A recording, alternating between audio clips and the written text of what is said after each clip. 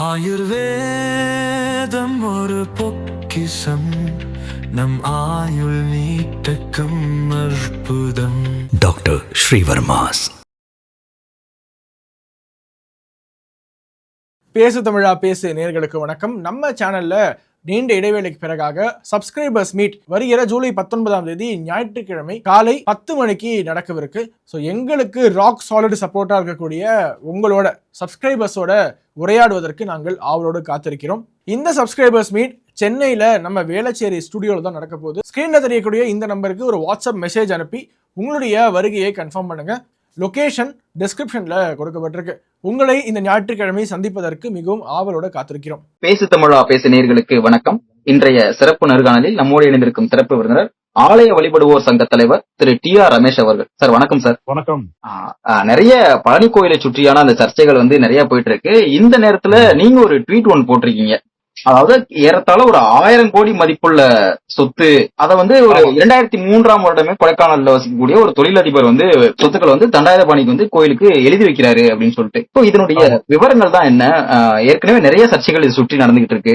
இப்போ பழனி கோயில் மிக முக்கியமான கோயில் தமிழ்நாட்டில், உங்களுக்கு எல்லாருக்கும் தெரியும். அது மாத்திரம் இல்ல, இது கேரள இந்து மக்களுக்கும் மிக முக்கியமான கோயில். இன்றைக்கு அங்க வரக்கூடியவர்கள் பாதி பேர் கேரளா இருந்து வரவங்களா இருப்பாங்க. ஆமா சார். ஆமா ஆமா. இந்த கோயிலுக்கு 2000 ஆண்டு சரித்திரம் உண்டு. இது ஒரு காலத்தில் திருப்பதியை விட அதிக வருமானம் உள்ள கோயிலாக இருந்தது. எப்பொழுது அறநிலைத்துறை கையில் வந்ததோ அந்த கோயில் வீணாக குட்டிச்சவராக போய்கொண்டிருக்கிறது. இப்போ இந்த கோயில் ஒரு செயல் அலுவலர் மோசடியாக இருக்கிறார். 1951ஆம் ஆண்டிலிருந்து சட்ட மோசடியாக இருக்கிறார். குறிப்பிட்ட நபர் கிடையாது, தொடர்ந்து வருகின்ற நபர்கள். இது குறித்து நான் 2020 இந்த கோயிலில் செயல்கள் இருப்பது செல்லாது என்ற தீர்ப்பு வாங்கியிருக்கிறேன். அப்படி இருந்தும் கொஞ்சம் கூட கூச்ச நாச்சம் இல்லாமல் தொடர்ந்து இருந்து கொண்டிருக்கிறார்கள். இது ஒரு புறம். பழனியுடைய தணிக்கை அறிக்கையை பார்க்கும்போது அந்த 2010-11 அந்த வருடத்துக்கான தணிக்கை அறிக்கையில பார்க்கும்போது தணிக்கையாளர்கள், அவர்கள் இந்து சமய அறநிலைத்துறையில் ஒரு பிரிவில், தணிக்கை பிரிவில் இருந்து வந்தவர்கள், அவர்கள் தணிக்கை செய்துவிட்டு ஒரு பெரிய குற்றச்சாட்டை வைக்கிறார்கள். என்ன குற்றச்சாட்டு என்றால், 2003ஆம் வருடம் கொடைக்கானல் வசிக்கும் தொழிலதிபர் திரு VNAS சந்திரன் என்பவர் அவருடைய அபரிமிதமான சொத்துக்களை பழனி கோயிலுக்காக எழுதி வைக்கிறார். அந்த சொத்துக்களில் கொடைக்கானல்ல சில மனைகள், கோயம்புத்தூர்ல சில இடங்கள், மூணார் வால்பாறையில் உள்ள தேநீர் தொழிற்சாலைகள், இவையெல்லாம் அந்த கோயிலுக்கு பாத்தியதைப்படுத்துகிறார். அந்த உயிரில் சொல்லப்படாமல் விட்டு போன சொத்துக்களும் இது திருக்கோயிலை சாரும் என்றும் சொல்லுகிறார். அப்போ இந்த உயில் மாற்றத்தக்கதல்ல, அதை ரத்து செய்வதற்கு ஏற்பட்ட விதிமுறைகள் எல்லாம் வைத்திருக்கிறார். அப்படி இருக்கும்போது இந்த சொத்துக்களை ஏன் அறநிலைத்துறை நடவடிக்கை எடுத்து பழனி கோயிலுக்கு உரியதாக ஆக்கவில்லை என்பதை அந்த தணிக்கையாளர்கள் கேள்வி எழுப்பியிருக்கிறார்கள். 2010-11 தணிக்கையில். இன்னைக்கு நம்ம 2026 இருக்கோம். 2010லயே அவங்க 1000 கோடினாங்கன்னா இன்னைக்கு அது 2000 கோடியோ 3000 கோடியோ சொல்லலாம். 16 வருடங்கள் ஆயிடுச்சு. அப்போ ஆயிடுச்சு. அதுல நிலத்தின் விலைகள்லாம் ரொம்ப அபரிமிதமா கூடிடுச்சு. இது ஆணையருக்கு 3/10/2003 கிடைக்கப்பட்டு அவர் மேல் நடவடிக்கைக்காக சாவகாசமா மதுரை இணை ஆணையருக்கு 9/1/2004 அனுப்புறாரு, 2 மாசம் கழிச்சு. அது பாத்தீங்கன்னா மறுபடியும் 2004 30/4/2004 மறுபடியும் இணை ஆணையர் செயல் அலுவலருக்கு அனுப்புறாரு. 1000 கோடி ரூபாய் சொத்து மிகப்பெரிய விஷயம். அதை தவிர அதுல நிறைய சட்ட ரீதியான நடவடிக்கைகள்லாம் எடுக்க வேண்டும். அதை பற்றி ஒரு யோசனையே இல்லாம இப்படிதான் மதுரையில கோஆபரேட்டிவ் பேங்க்ல 1 கோடி ரூபாய்க்கு மேல மதுரை மீனாட்சி சுந்தரேசர் பணம் இருந்தது.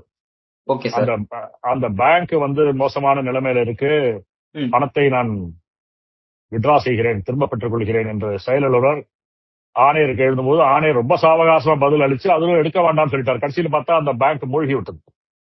மீனாட்சி சுந்தரேசர் கோயிலுக்கு 1 கோடி ரூபாய்க்கு மேல நஷ்டம். இந்த நஷ்டத்தை ஈடு செய்ய வேண்டியது அறநிலைத்துறை. அது இதுவரை செய்யவே இல்லை. அது போல இங்கேயும் சாவகாசமா அனுப்புறாங்க. 9 ஆண்டுகளாகி நடவடிக்கை எடுக்கவில்லை என்று தணிக்கையாளர்கள் குற்றச்சாட்டு வைக்கிறார். ஓகே. இப்ப இந்த உண்மையான வெயிலா, இது இந்த சொத்துக்கள் எல்லாம் இருக்கின்றனவா, அவருக்கு வெயில் எழுதுவதற்கான உரிமை இருக்கிறதா, எல்லாவற்றையும் முதலில் எடுத்த எடுப்பிலேயே பார்த்திருக்க வேண்டும். அப்படி உண்மையாக இருக்கிறது என்றால் அவர்கள் மிக மிக துரிதமாக செயல்பட்டிருக்க வேண்டும். கோயிலுக்கு அர்ப்பணிப்பு என்பது மிக முக்கியம். கண்டிப்பா. கோயில் நிலம் 1 சதுர இன்ச்சு கூட விட்டுக் கொடுக்க முடியாது என்று அமைச்சர் ரமேஷ் தற்போது பேசியுள்ளார். இங்க நம்ம 1000 கோடி ரூபாய் சொத்தை பத்தி பேசிட்டு இருக்கோம். அது என்னன்னு முதல்ல பார்க்கணும்ல, அறநிலையத்துறை பார்க்கவே இல்லை. கண்டிப்பா. இதில் ஒரு சுணக்கம் 2003 காட்டப்பட்டு அது 9 வருடங்களாக செய்யவில்லை என்று தணிக்கையாளர் சொன்ன பிறகும் என்ன நடவடிக்கை எடுக்கப்பட்டது என்று தெரியவில்லை. இதைதான் நான் அமைச்சரின் தனி கவனத்திற்கு என்னுடைய ட்விட்டர் பதிவு மூலமாக கொண்டு வந்தேன். இதை ஒரு நோட்டீஸாகவும் அனுப்ப இருக்கின்றேன். அந்த HRNC_minister என்ற ஒரு மெயில் ஐடி கொடுத்திருக்கிறார்கள். ஆமா சார். ஆமா. ஏதாவது குற்றச்சாட்டு இருந்தால் அங்கே வைக்கலாம் என்று அதற்கும் அனுப்ப போகிறேன். ஏற்கனவே நான் அனுப்பிய 2 குற்றச்சாட்டுகளுக்கு அக்னாலஜ்மெண்ட் கூட வரல, ஒப்புதல் கூட வரவில்லை பெற்றுக்கொண்டோம் என்று. அது பெற்றுக்கொண்டு வரவில்லையா இல்லை அக்னாலஜ்மெண்ட் மாத்திரம் எனக்கு வரலையா தெரியல. இது போல மிக மிக இப்போ விலை மதிப்பு மிக்க சொத்துக்களை எல்லாம் அறநிலையத்துறை அலட்சியமாக பார்த்துக் கொண்டிருக்கிறது. இன்னும் சொல்ல போனால் அமைச்சருடைய தொகுதியில் ஸ்ரீரங்கத்தில் மருத்துவமனை கோயில் இடத்தில் நடைபெறுகிறது. கொஞ்சம் கூட வாடகை தருவதில்லை. அரசே கோயிலின் சொத்தை ஆக்கிரமித்துக் கொண்டு வாடகை தராமல் அநியாயம் செய்து கொண்டிருக்கிறது. இது ஸ்ரீரங்க தொகுதியில் உட்பட்ட செய்தி. இதையும் அமைச்சர் தனி கவனத்திற்கு எடுத்து செல்ல வேண்டும். இதுவரை வராத வாடகையை கொடுக்க வேண்டும். அதே போல இந்து சமய அறநிலையத்துறை இணை ஆணையர் அலுவலகங்கள் எல்லாம் கோயில் சொத்துக்களில் தான் இருக்கின்றன. இவற்றுக்கு முறையான வாடகை தருவதில்லை. அது மாத்திரம் இல்ல, கோயிலிருந்து பணத்தை எடுத்து கட்டியிருக்காங்க. பெரிய அயோக்கியத்தனம். இதை மற்றவர் செய்தால் அவர் சிறைக்கு செல்வான். அரசு அதிகாரி செய்துவிட்டு எதுவும் நடக்காத போல இருக்கிறார்கள். இதையெல்லாம் அமைச்சர் கவனத்தில் எடுத்துக்கொள்ள வேண்டும். நான் ஒன்றொன்றாக அவருடைய கவனத்திற்கு எடுத்துச் செல்வேன். இதற்கு அடுத்தபடியாக திருவாரூரில் 2009 ஆணையர் அந்த திருவாரூர் கோயிலை ஆய்வு செய்யும் போது சில குற்றச்சாட்டுகளை வைக்கிறார். அதன் மீதும் எந்த நடவடிக்கையும் இல்லை. அதை அடுத்த ட்வீட்ல போடலான் இருக்கேன். அமைச்சருக்கும் அனுப்பலாம் என்று இருக்கிறேன். இந்த பழனி கோயில் இப்போது சச்சரவு தண்டபாணி மன விஷயமாக பெரிதாக வெடித்துக் கொண்டிருக்கிறது. அது விஷயமாக தனியாக பேசுகிறேன். ஒரு விஷயம் நீங்க ஞாபகத்துக்கு வச்சுக்கணும், பழனி கோயில்ல செயலாளர் இருக்கிறதே மோசடி, சட்ட மோசடி. அவர்தான் இந்த தண்டபாணி மடத்துக்கு தக்காருங்கிறது அதை விட பெரிய மோசடி. ஒரு மடம் அரசின் அதிகாரத்தின் கீழ் வரவே வராது. எப்படி சர்ச் வராதோ, எப்படி மாஸ்க் வராதோ, அது போல மடம் வராது. அப்போ செயலாளர் இருக்கிறதே முறைகேடான ஒரு விஷயம் தான். ஒரு முறைகேடான விஷயம் தான். மேலும் முறைகேடுகள் தான் நடக்கும். இந்த கோயிலில் தண்டபாணி சுவாமி, பழனி தண்டாயுதபாணி சுவாமி கோயில் செயலாளர் இருப்பது சட்ட மோசடி என்பதை நான் ஏற்கனவே தீர்ப்பு வாங்கி வைத்திருக்கிறேன். நான் முன்பே சொன்னது போல கொஞ்சம் கூட கூச்சம் இல்லாம, வெட்கமே இல்லாமல் தொடர்ந்து அங்கே இருந்து கொண்டிருக்கிறார்கள். இது முதலில் மாற்றப்பட வேண்டும். ஒரு நல்ல அதிகாரி அறங்காவலர்களால் நியமிக்கப்பட்டு அந்த கோயிலின் நிர்வாகம் மேற்கொள்ளப்பட வேண்டும். அங்கே செயலாளர் இருப்பதே மோசடி, ஃப்ராடு. அவருக்கு துணையாக ஒரு டெபுட்டி கமிஷனர், உதவி ஆணையர்கள் எல்லாம் இருக்காங்க. இன்னும் ஒரு ஆட்சி மாற்றம் நடந்திருக்கு, நாங்க நிறைய இந்த மாதிரி கோவில் விஷயங்கள்ல நிறைய விஷயங்கள கவனம் செலுத்தும் சொன்னாலும் ஏன் இன்னும் இந்த மாதிரி விஷயங்கள்ல இன்னும் நடவடிக்கை எடுக்கல அப்படின்னு நினைக்கிறீங்க? அதுதான் அறநிலையத்துறையோட ஸ்பெஷாலிட்டி. யார் வந்தாலும் அந்த அந்த பேட்டர்ன் 1976ல இவங்க அத வெளித்தணிக்கை இருந்த கோயில் விஷயங்களை உள்தணிக்கையாக மாற்றுவதற்கு ஒரு ஜியோ கொண்டு வராங்க. அந்த ஜியோல தயாரிச்சுட்டாங்க. அப்போ திமுக ஆட்சி காலம். திமுக ஆட்சி 31/1/76 டிஸ்மிஸ் செய்யப்படுகிறது. அது அடுத்த மாதம் 2 வாரம் கழிச்சு இந்த ஜியோவை நிறைவேற்றிடுறாங்க. எப்படி நிறைவேற்ற முடியும்? சட்டசபையே இல்ல. எந்த சட்ட திருத்தம் கொண்டு வந்தாலும் சட்டசபை ஒப்புதல் பெற வேண்டும். அதற்கு பிறகு அடுத்த கூட்டத்தில் பெற வேண்டும். ஜியோ போட்டுட்டீங்க, ஒரு ஆக்ட் அமெண்ட் பண்ணிட்டீங்க, ரூல்ஸ் அமெண்ட் பண்ணிட்டீங்கன்னா அடுத்த சட்டசபை கூட்டத்தில் ஒப்புதல் பெற வேண்டும். அடுத்த சட்டசபை எப்ப வருது? சில வருடங்கள் கழித்து வருது. எம்ஜிஆர் வரார் 77ல. அப்போ வரும்போது இது ஒப்புதல் பெறப்படவில்லை.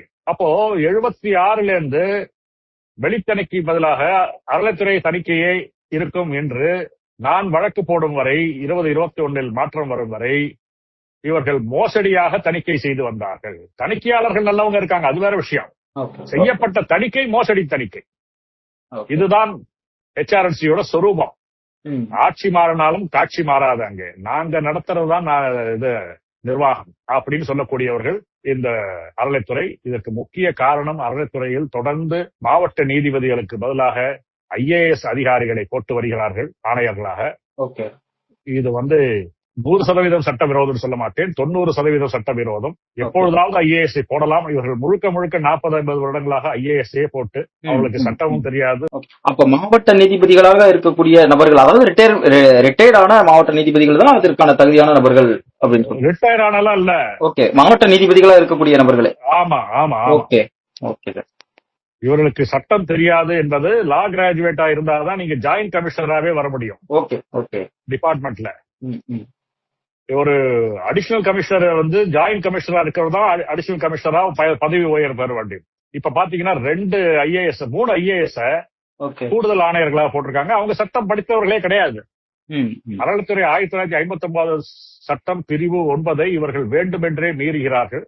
ஏன்னா IAS போட்டாதான் அவங்க சட்டத்தையும் பார்க்காம இதையும் பார்க்காம அமைச்சர் சொல்றதை கேட்பாங்க.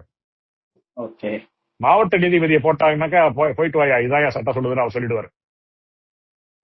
அதனால இந்த மாற்றம் எல்லாம் வர வேண்டும். புதிய ஆட்சி மாற்றம் வந்திருக்கிறது, அறநிலைத்துறையில் காட்சி மாறவில்லை. Okay sir, okay.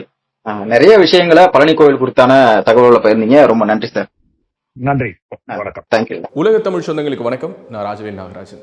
பேசு தமிழா பேசு வலையொலியுடைய வளர்ச்சிக்கு நீங்களும் உறுதுணையாக இருக்கணும்னு நினைச்சீங்கன்னா இந்த வீடியோடைய டிஸ்கிரிப்ஷனில் இருக்கக்கூடிய ரேசர் பே லிங்கை கிளிக் பண்ணுங்கள். அந்த லிங்க்கில் போயிட்டு உங்களுக்கு விருப்பமான தொகையை பேசு தமிழா பேசுவனுடைய வளர்ச்சிக்கு உங்களுடைய பங்களிப்பாக நீங்கள் கொடுக்கலாம். நன்றி, வணக்கம்.